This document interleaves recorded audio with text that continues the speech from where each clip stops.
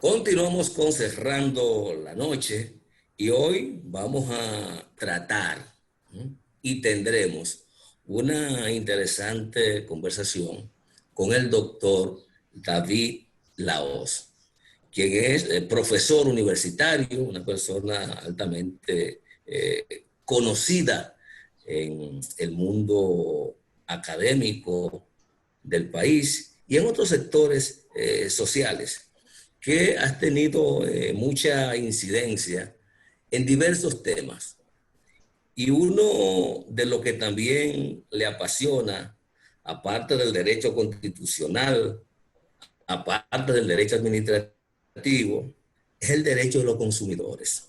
Y justamente, en principio, la conversación versará sobre este importante tema que, aunque parece marginal en la sociedad dominicana, porque posiblemente no ha alcanzado la sociedad el nivel de empoderamiento que requiere un tema como la defensa de los derechos de los y las consumidoras en un país.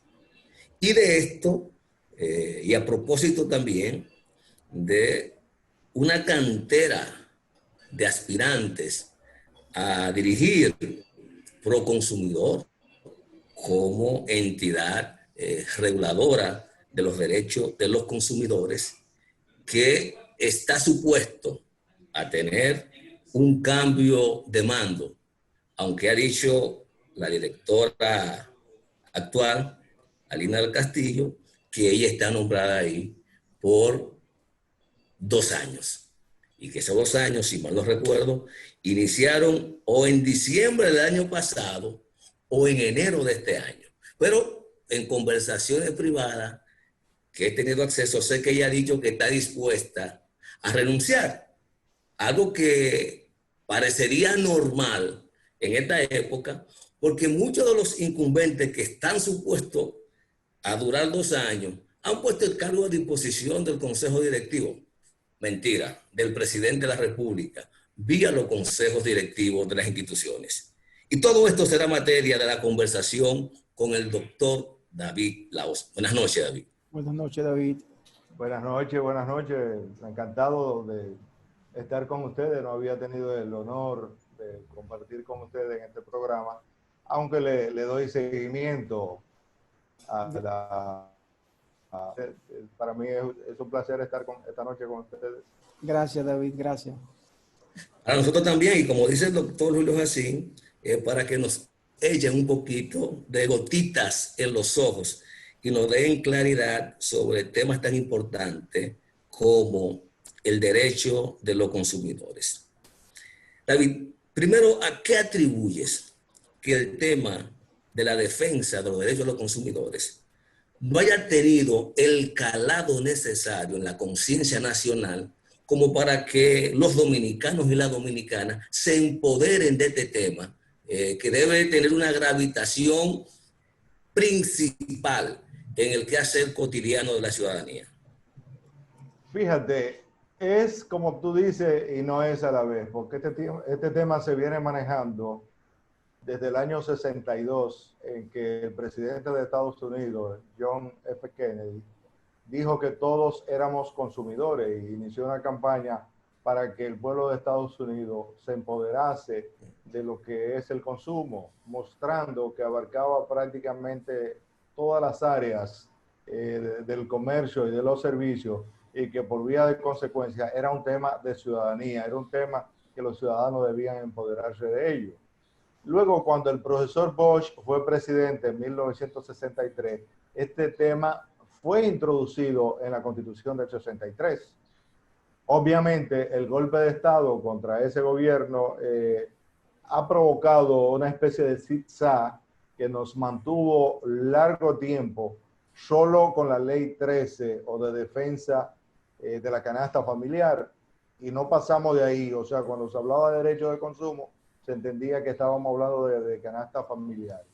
Hasta que más adelante se creó el INESPRE, ya en los años 80 del siglo pasado. Entonces el INESPRE mostró otra vertiente del derecho de consumo, como es la de que es necesaria una asociación, una armonía entre productores y consumidores, porque entonces desde el punto de vista de todos los sectores el problema serían los intermediarios. Entonces usted tiene un sector agropecuario que no tiene los beneficios que debería obtener por su producción y un consumidor que a su vez entonces compra caro lo que los productores venden baratos. Entonces, buscándole salida a eso, se crea el INESPRE como un instituto de estabilización de precios y creador de un mercado para los productores con el objeto de que los productores obtuviesen mejores precios y los consumidores también un precio más bajito por los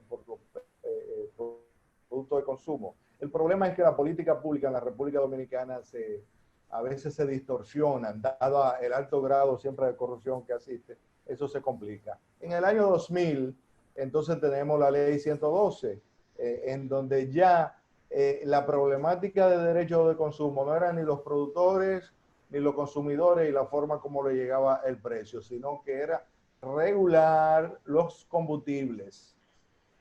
Entonces, pasa a ser un tema de cómo se regula el precio de los combustibles, que lo tenemos ahora toda la semana, que hay una variación de precio. Aunque en el gobierno de Leonel Fernández se le agregó un ingrediente también importante, y fue de que se prohibió importar gasolinas con plomo. Entonces ahí hubo un avance que se dice que fue una contribución a esto del cambio climático, a los problemas ambientales. Pero en el 2005, más que en el 2005, en 2002 más precisamente, la ley del mercado financiero, conocida como Código Monetario y Financiero, introdujo un artículo específico para tratar temas de consumo. Y ese artículo, que es el 53, es el que abre ya el derecho positivo dominicano de manera institucional al derecho del consumidor. Y por vía de consecuencia, crea las condiciones para que en 2005 entonces aparezca la ley 358-05, que es la ley marco, la ley referente, la ley que dice que Proconsumidor es la institución rectora del sector consumo en República Dominicana. Entiéndase bienes y servicios, entiéndase instituciones públicas e instituciones privadas que oferten bienes y servicios a la población dominicana. Con esto adquiere carta de ciudadanía en el derecho positivo dominicano. Pero como teníamos un marco constitucional favorable al Estado liberal, hubo mucha gente que planteó que esa ley era inconstitucional. ¿Por qué? Porque era una ley social dentro de un Estado liberal. Tenía algún asidero ese planteamiento.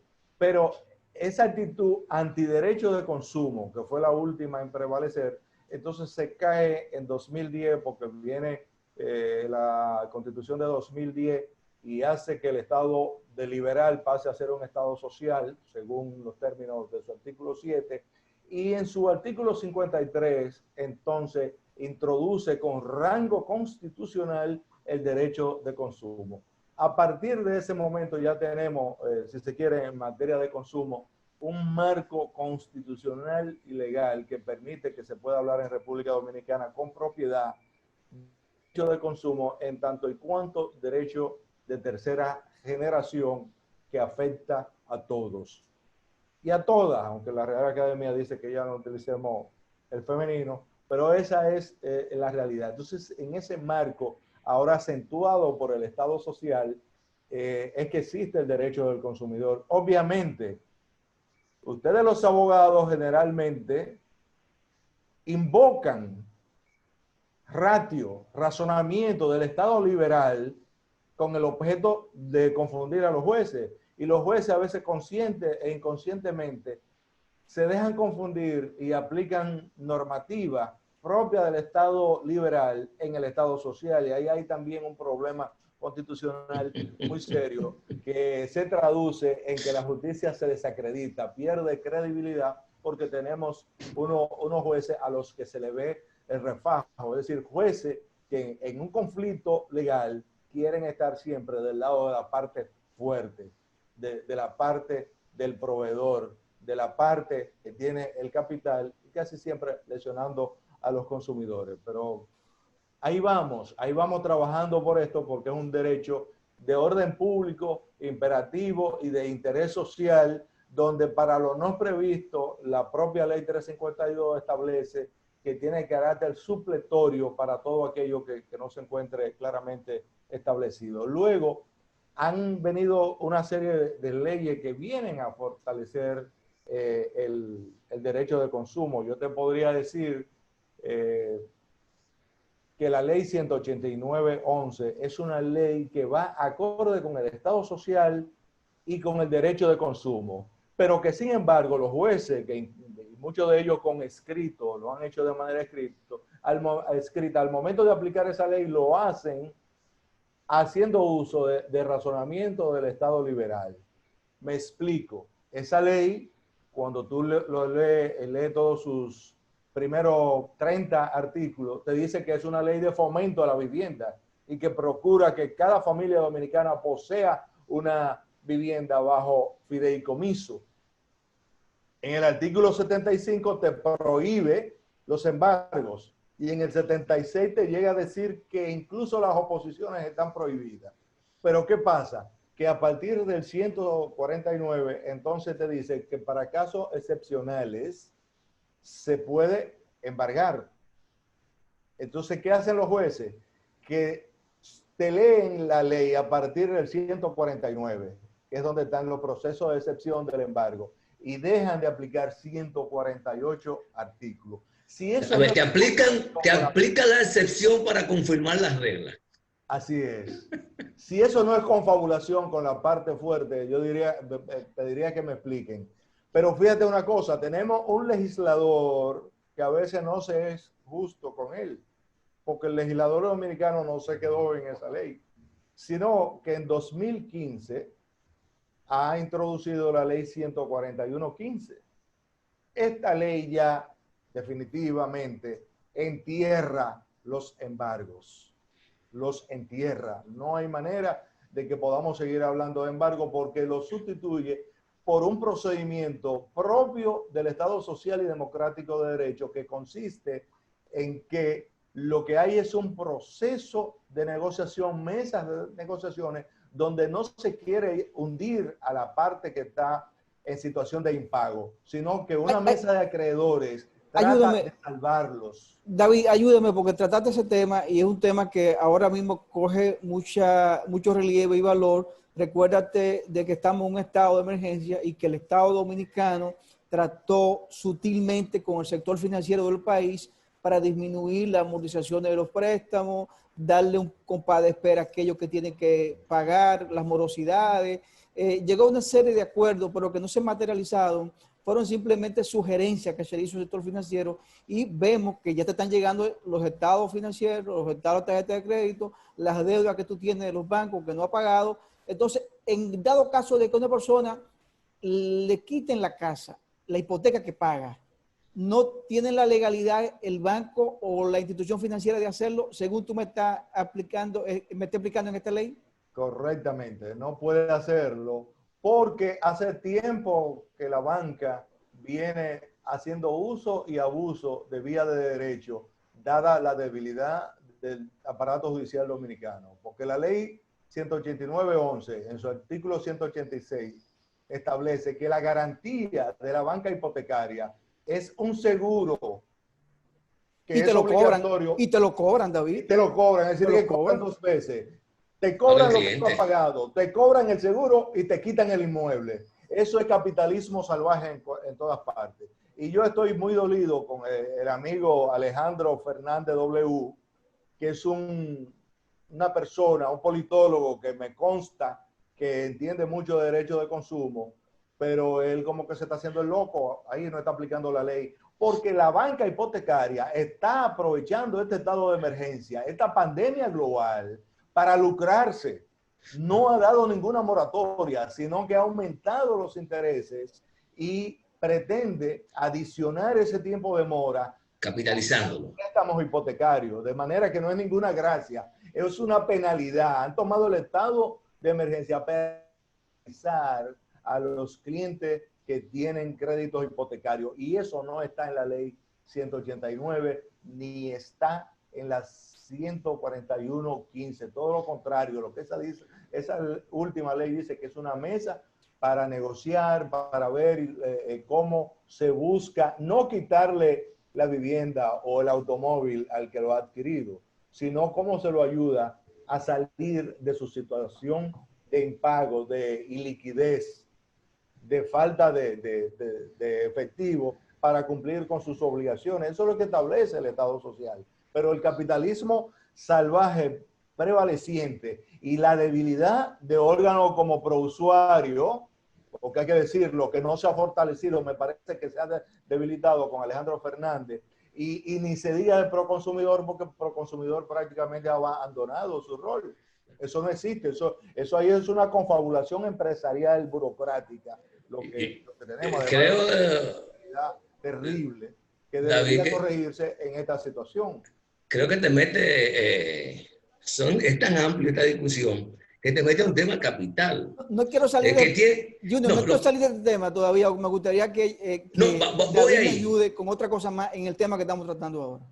Voy ahí porque tiene que ver entonces con la función de los órganos reguladores, que en la realidad dominicana y producto de esa visión que prevalece en nuestras autoridades, de estar de rodillas al poder y no de pie frente a la ley, terminan siendo regulados por los agentes que ellos tienen la obligación de regular. Hablaba de Proconsumidor, hablabas de Prousuario, hablabas de Superintendencia de Bancos, podemos hablar de Indotel, podemos hablar de Superintendencia de Seguro. Todos esos órganos de la están prima fase para defender los intereses de los ciudadanos frente al poder que ostenta el capital. Pero en la práctica se da una lógica inversa, donde ellos terminan siendo regulados, y quizás por eso plantea la situación que ha dicho, y que termina siendo lamentablemente ratificada por un poder judicial que no ha entendido, y hay quienes no comparten este criterio conmigo, los garantes del Estado social, democrático y de derecho son los jueces, porque son los únicos que tienen la capacidad de llamar la atención al Poder Ejecutivo, de llamar la atención al Poder Legislativo cuando transgreden la Constitución. Por lo tanto, si ellos no entienden su rol como ente social y garante de derechos, no vamos a tener, va a quedar esa definición en una filosofía barata, impregnada en un texto con valor constitucional. No más de ahí, David. Te ayudo. Sí, ayúdame que me quedé. Sobre lo de la ley 189.11, se ha pronunciado el Tribunal Constitucional en la medida de establecer la excepción como regla general, sin invocar la ratio del Estado social. Es decir, aquí tenemos un problema, pero muy grave. Obviamente, hay jueces de primera instancia, jueces de apelación, que tienen un criterio más acorde con la Constitución que lo de la Suprema y que los del Tribunal Constitucional. Son pocos, es decir, justifican la regla, pero son de mucho valor. Yo te podría decir, por ejemplo, que la jurisdicción de La Vega, de San Francisco de Macorís y de Moca están haciendo una aplicación correcta del derecho. No así en muchas áreas de la Suprema. En algún momento, y hay algunas sentencias de la Suprema Corte de Justicia que son acordes con el derecho de consumo y esta racionalidad. Pero en los últimos tiempos se ha degradado. Y esa degradación ha ido acompañada de degradaciones que han sucedido también en el Tribunal Constitucional, lamentablemente, que es el órgano garante de la constitucionalidad. Sin embargo, también se inclina reverente ante el poder. Pero debemos insistir en que ya no hay embargo. Lo que hay es mesa de negociaciones. Y todavía más, la 141.15 ha creado un tribunal de comercio especial para esos casos. Y el mismo título de la ley te lo dice, es la ley de reestructuración de personas físicas y empresas comerciantes en dificultades. Es decir, la ley parte de que tú tienes dificultades y que dada esas dificultades, verbigracia, el estado de emergencia que tenemos en la actualidad, a ti no te pueden estar aplicando medidas de fuerza, medidas de coerción que te dejen sin nada. Por ejemplo, todo el mundo sabe que las MIPYME están pasando por un momento difícil en la actualidad. Entonces, ¿cómo un juez se atreve a autorizar un embargo en una situación como esta? Eso es contrario a los principios del Estado social. Pero está ocurriendo y la banca también. Y el llamado derecho administrativo regulador, porque cuando se habló de privatización, entonces se habló también de que hubiesen órganos que regularan la voracidad privatista, haciendo el equilibrio. Es como ha dicho Junior, se ponen del lado de la parte fuerte de la relación. Entonces ahí es que nosotros como sociedad tenemos que conseguir un equilibrio y parece ser que lo vamos a tener que buscar en las calles porque nuestras instituciones no están respondiendo adecuadamente, Bueno, lamentándolo mucho. Bueno, justamente, si recuerda la pregunta inicial, te hablé del empoderamiento. Me dijiste que en parte tengo razón, en parte no. Posiblemente me explicaste con el transcurrir histórico del derecho al consumidor en la parte que a lo mejor no tenía razón, pero no has entrado a la parte que a lo mejor tengo razón, que es la falta de empoderamiento de esta sociedad sobre ese tema, como finalmente ya lo hizo, aunque todo es un proceso, con el tema corrupción, que dejó de ser un problema de partido y se ha convertido en un problema social, al cual hay que darle respuesta. Así es. Bueno, los poderes fácticos, nadie le puede quitar que defiendan sus intereses. Es lógico que así lo hagan y que cabildeen. El cabildeo no está prohibido en la legislación dominicana, tampoco está permitido, ¿eh? O sea, eso no es, tiene una falta de regulación que permite a sectores empresariales. ¿Es igual lo mismo que cabildeo? ¿Es igual? ¿Es lo mismo? Sí. El cabildeo es el término español para lobismo. Y el lobismo se ha ido castellanizando también, pero el término es cabildeo. Aunque la propia España también usa el término lobismo y tiene una ley, la regula, los españoles la regulan, nosotros no tenemos ley sobre eso. Entonces, eso hace que la mayor capacidad de incidir la tengan los empresarios. Entonces, los empresarios se las arreglan. Por ejemplo, caso Indotel.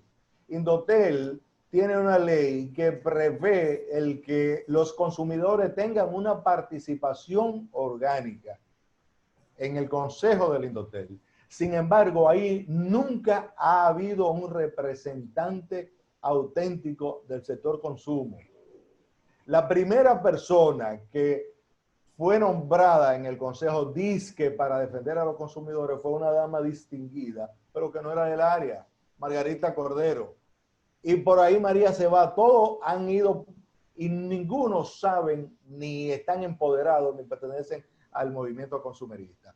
Por igual, en la superintendencia de banco ocurre lo mismo y en la de seguro y en toda la superintendencia. Ahora ha habido un retroceso. La DIDA tenía una persona que venía del sector social, como Nercia Marmorejo, pero ha habido un retroceso porque ha sido sustituida por una burócrata.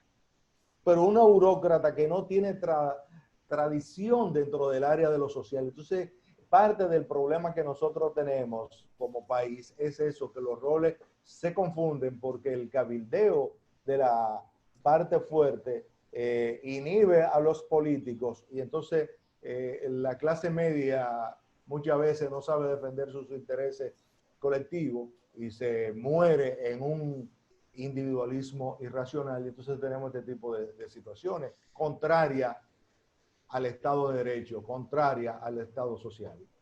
Bien, con la venia del doctor David Lahoz, vamos a una breve pausa y en breve continuamos con esta interesante conversación. Amigo televidente, continuamos con su espacio Cerrando la Noche en esta interesante conversación con el abogado, periodista David Lahoz, y que además politólogo, es parte de director del Centro de Estudios Constitucionales de la UAS. Y en esta parte, Junior y amigo televidente, me gustaría tratar el tema de Proconsumidor, precisamente cuando se está barajando quiénes pudieran ser los sustitutos de la actual directora, y sobre todo luego de leer un escrito del doctor David Lahoz, donde pues deja entrever que la incumbente actual está usurpando el puesto, porque legalmente no está en la facultad de estar en la posición que ocupa. Y me gustaría que nos ayude, David, a entender este planteamiento que tú haces, para que pueda llevar un poquito de conocimiento a los amigos televidentes del alcance de Proconsumidor y quiénes pudieran optar para ocupar los próximos 2 años esta importante institución. Sí, esta discusión inició con el nuevo gobierno a raíz de unas declaraciones de Sigmund Freud, un joven colega abogado que ahora está encargado de los temas de la alianza público-privada, quien, como trabajó con el presidente Abinader, le pidió a aquellos incumbentes que estaban en órganos colegiados, que tenían mandatos a términos, que renunciaran para que le facilitaran las cosas al nuevo presidente y que el presidente pudiera aplicar mejor las políticas públicas que está llamado a ejecutar. Y nosotros somos partidarios de que sí, de que en un estado de emergencia y bajo una pandemia como la actual, el presidente no trabaja cómodamente con una funcionaria como la que actualmente preside el Proconsumidor en la dirección ejecutiva. Obviamente se discute también con relación a ese organismo y a otros, porque aquí tenemos organismos que están ya pasados del tiempo que le corresponde estar, otros que no lo están, porque uno de los daños institucionales que le hizo al país Danilo Medina fue que él no cambiaba funcionarios cuando la ley indicaba que se debían cambiar, sino cuando él le daba personalmente la gana. Por eso hay gente que están pasados del tiempo ahí. Un buen ejemplo es la Defensoría del Pueblo, donde hay una persona que ha dicho 10.000 veces que se quiere ir de ahí. Pero Danilo dijo, no, cuando yo diga. Y entonces en Proconsumidor y otro órgano, la CISARRIL, hay muchos órganos que tienen esa situación. Pero en el caso de la señora de Proconsumidor, ella está de manera irregular en el puesto. ¿Por qué? Porque la ley establece en su artículo 9 la composición del consejo. Ese órgano lo dirige un consejo. Es órgano deliberativo y órgano resolutivo, que tiene como brazo ejecutor de sus decisiones a la dirección ejecutiva. Ella se abroga las funciones de órgano deliberativo, de órgano resolutivo y de órgano ejecutivo. Entonces, ¿cómo lo hizo? Miren, hay que someter al Poder Ejecutivo ternas para que los representantes del sector privado y del sector consumo elijan su terna y luego esas ternas son llevadas al Ejecutivo para que éste sea quien escoja a los representantes de los consumidores. ¿Qué hizo la señora en un momento dado cuando ella vio que tenía su mandato perimido ya con prácticamente más de 1 año de pensión? ¿Qué falsificó? Hay que decirlo claramente, falsificó, sustrajo, secuestró las actas de la asamblea donde los consumidores escogieron legítimamente a sus representantes. Esas actas se encuentran al momento desaparecidas, pero no desaparecidas en manos de ella. Y testigo de ese secuestro es el señor Sandino Bisonó, porque el señor Sandino Bisonó en la asamblea en que libérrimamente el movimiento consumerista escogió a sus representantes, formó parte de la comisión electoral que tuvo a bien contar los votos. Y el señor Sandino sabe muy bien que el que representaba los intereses de él y de la señora que preside Proconsumidor sacó apenas un voto.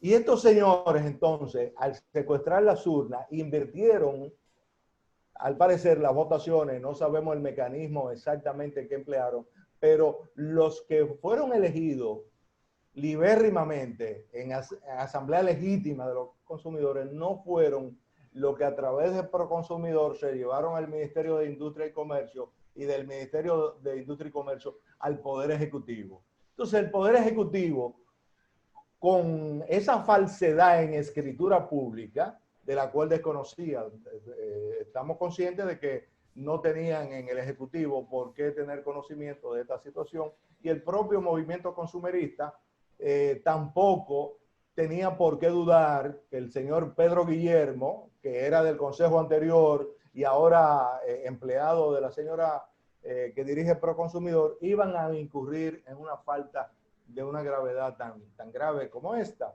Entonces, nos quedamos a la espera de ver los resultados de la terna.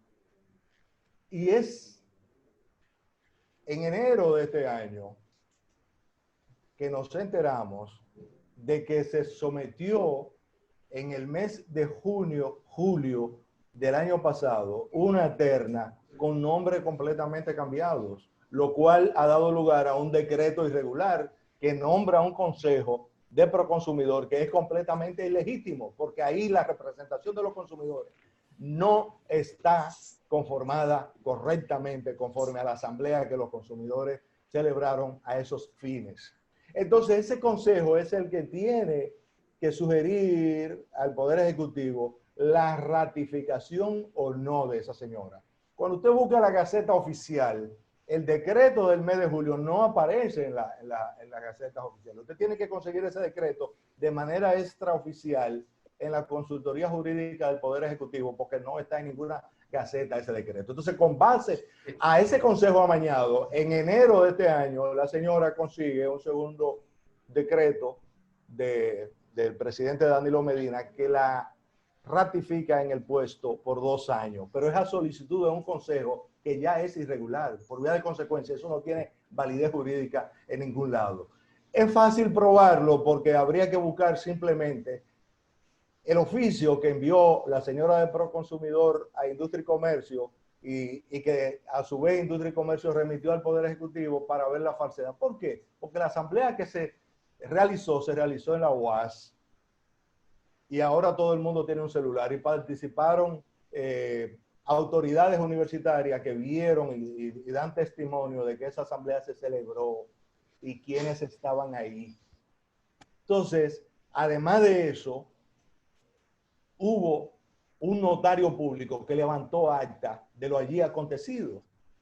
Por vía de consecuencia, la falsedad es fácil de probar siempre que se pueda establecer quién o quiénes fueron los que, porque podría suceder también que la señora haya sido confundida y que sus empleados le llevaran una información que no sea la correcta, vamos a suponer eso, o que alguna persona relacionada con ella también le haya llevado una información incorrecta, porque también a nosotros nos consta que cuando se celebró esa asamblea, ella se encontraba en Lisboa, en una actividad de Consumer International, y obviamente no estaba en el país. Entonces hubo posibilidad de que alguna persona que trabajara con ella traspapelara o cambiara nombre, hiciera cosas. O asuma atribuciones sin ordenarlas.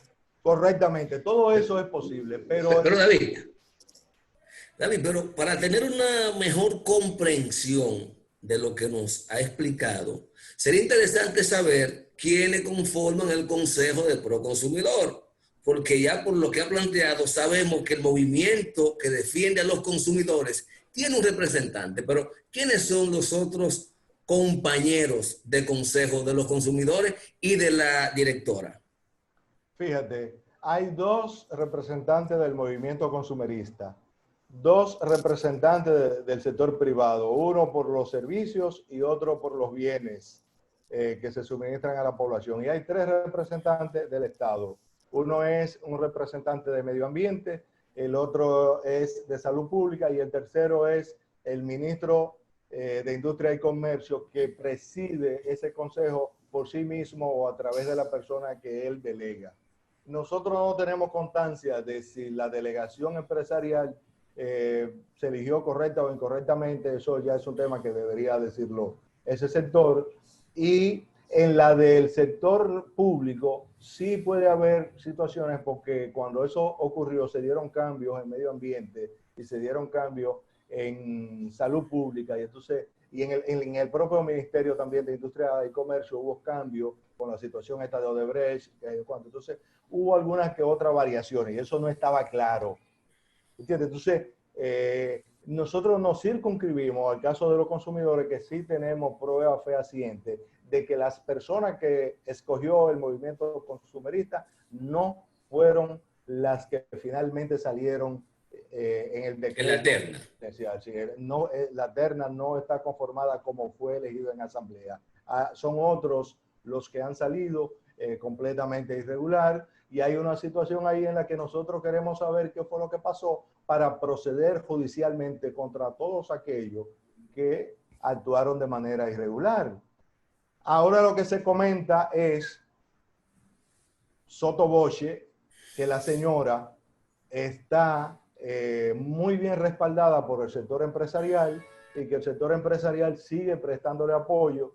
Nosotros no tenemos constancia de eso, sino que esos son rumores, porque lo último que podríamos pensar es que el sector empresarial, el sector que más tiene que perder en esta democracia, se preste a apoyar a funcionarios que están irregularmente en su puesto. Entonces, nosotros entendemos que el presidente Abinader debe quitar, en el momento que lo crea oportuno, a esta señora, porque legalidad no tiene ninguna y legitimidad tampoco, porque el hecho de que el empresariado la apoye no significa que en un cargo, como ustedes decían hace un rato, muy correctamente, donde las funciones del derecho administrativo regulador dicen que esa funcionaria tiene que estar para establecer un equilibrio entre los suministradores de bienes y servicios y los consumidores, y que tenga una parcialidad total, parcialidad que fue comprobada desde el inicio de su gestión, porque desde el inicio se aportaron documentos que prueban que ella moralmente, que es la causa que la ley dice que la puede inhabilitar para estar en el puesto, no debió estar ahí, que son cosas que no hay que sacarla a relucir ahora, pero se sabe que se estableció que había vínculo entre ella y un sector muy sensitivo al momento de asumir el cargo, y la ley lo prohíbe. Y luego está esta irregularidad de la elección del consejo, y luego está el bajo desempeño de ella durante el estado de emergencia, durante la crisis. Esta señora tiene pero David, bajo desempeño en su puesto. Discúlpame, ¿tiene entonces el sector empresarial mayoría para recomendar que repita la señora el proconsumidor? ¿O eso no son varios, no es un trípode, no son varios sectores que tienen que proponer la terna? Legalmente es como dices, pero de manera fáctica, el empresariado dominicano, no solamente en Proconsumidor, sino que en la elección de los jueces, en la elección del Tribunal Constitucional, en la elección de los miembros de la Junta Central Electoral, también tiene su lobista, tiene sus cabilderos e incide. Esa es una realidad que todavía la democracia dominicana no ha podido superar. Y aquí hay funcionarios que son muy complacientes y a veces se confunde una cosa con la que yo estoy de acuerdo. Por ejemplo, con el gobierno empresarial, yo estoy de acuerdo. Y estoy de acuerdo con la alianza público-privada, pero de manera transparente, de manera democrática, sin que nos volemos las normas, sin que nos volemos las leyes, sin que nos volemos la Constitución de la República. El problema es que aquí seguimos como cuando Bosch hablaba citando a José Martí, cosas que se ven y cosas que no se ven, y las que no se ven son más grandes que las que se ven. Entonces esta democracia, este Estado social, tiene que salir de esa trampa. Donde quiera que haya una institución que requiera una presencia orgánica de los consumidores, debe de estar esa representación con el mismo derecho con que están los empresarios. Y los políticos dominicanos, no solamente Luis, los que han pasado por ahí, han cometido el error de rendir culto a el cabildeo empresarial en detrimento de la parte laboral. Vamos a hablar de Protecon. Usted sabe la cantidad de denuncias que hay sobre los apagones que están cobrando. Y usted sabe que cuando un usuario va a Protecon, lo encuentra cerrado y no tiene donde quién acudir. Y sin embargo, ahí hay funcionarios pagados por los impuestos. Primero pague y después reclame. Así es. Pero es que tampoco, usted va y paga y reclama y no están ahí tampoco. Sí. No están ahí. O sea, esos órganos no están cumpliendo su deber porque se están confabulando con otros sectores y eso no es democracia. Que lo hagan transparente y en equilibrio y todos felices con el Estado de Derecho que tenemos. Mañana, hipotéticamente, el presidente de la República decide nombrar una nueva responsable de Proconsumidor, o digamos de manera elegante, decide sugerirle al Consejo, a la persona que va a presidir Proconsumidor. Eso implicaría que esa irregularidad que tú has planteado, que ocurrió en el movimiento de defensa de los consumidores, al designar personas que no fueron electas por la Asamblea, también debe regularizarse. El artículo 73 de la Constitución es claro.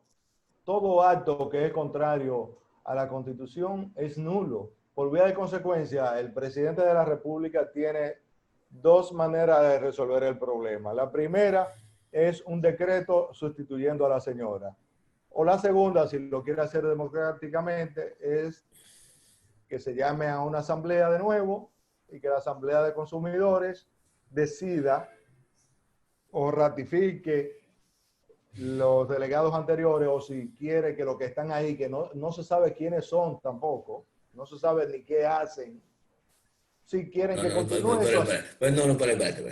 Espérate. Oye, porque ahora sí yo me confundí. Ajá. Tú me estás diciendo que los representantes del sector de los movimientos que defienden a los consumidores no son tal, no pertenecen a ninguno de los movimientos. No pertenecen. ¿Pero cómo explícame eso? Los escogidos. Con la misma razón en que, por ejemplo, en Indotel tú tienes al amigo Pedro Domínguez Brito, que en plena campaña pasó a representar los consumidores en el Indotel.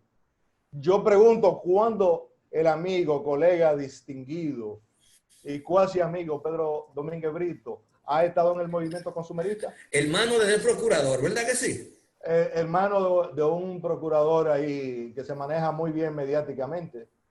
Yo no que como una gorra. Sí, pero tenía que quemar un partido en la gorra. Yo pienso que todo yo sé. No, es una persona amiga ahí, lo que pasa es que él se mueve rápido, pero y quemó ahí una gorra y estaba quemando un partido con esa gorra. Pero sí ahí en el partido, parece que la pagó. No, porque el problema no era el partido, era la gorra. Ah, ok. Está bien. Me parece bien el tema. Bueno, doctor David de la Hoz, muchas gracias por habernos acompañado. Como siempre, las puertas de Cerrando la Noche están abiertas. Y si usted ve que está entre abierta y cerrada, tóquela, que usted va a entrar sin problema. Gracias por habernos acompañado. Bueno, buenas noches. A ustedes, gracias por habernos permitido llegar a sus hogares. Mañana nos reencontramos nuevamente en Cerrando la Noche.